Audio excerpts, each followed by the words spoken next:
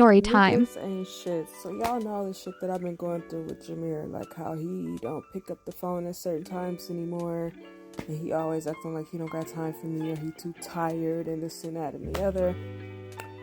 So this morning he calls me and he's like, did someone talk to me on Instagram? And I was like, what?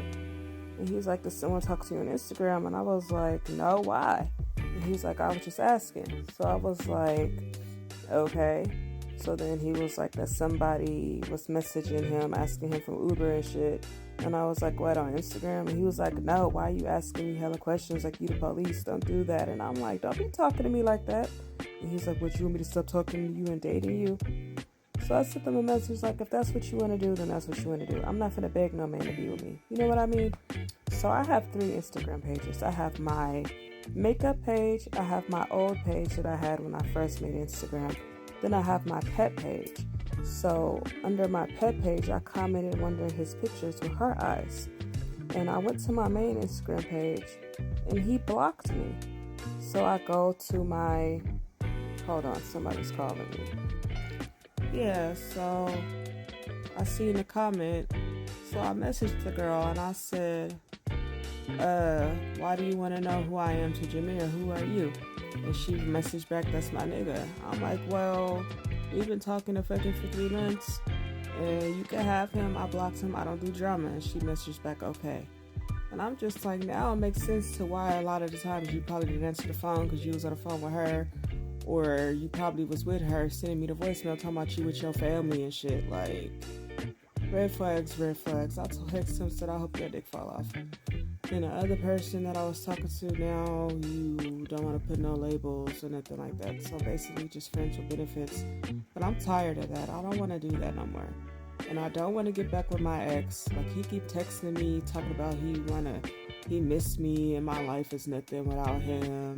I mean, his life is nothing without me, and he can't get over me, and don't throw it all away. Like, dude, I done gave you plenty of chances. You talking about you changed. Like, I don't care if you did or you didn't. Like, as time went on, the more shit you did, my feelings diminished for you. I don't feel like that for you at all anymore. Like, I'm just basically working on myself, you know. Like, yes, I want a relationship. Yes, I want love and a happily ever after and shit. But this generation of niggas just tell you what they think you want to hear and act like they want to pursue something with you, build something with you just to get the cookie. So I'm going to say my cookie jar is closed. Like, I'm just focus on me because I can't keep, like, I have my kids to think about. I got my new job. I'm working towards getting my technician's license.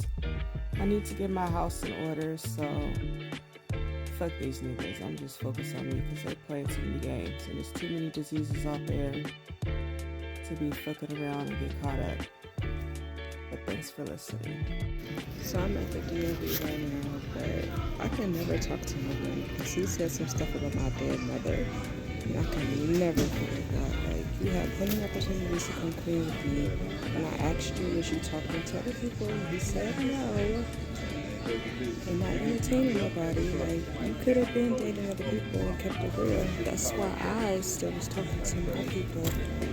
But then the other one, I told him that we can just be friends because it's too much with you and I don't want to catch feelings for you and get you hurt. So I have a new prospect that I'm talking to right now, but I'm just taking it slow, getting to know him. Now serving G07 is at window number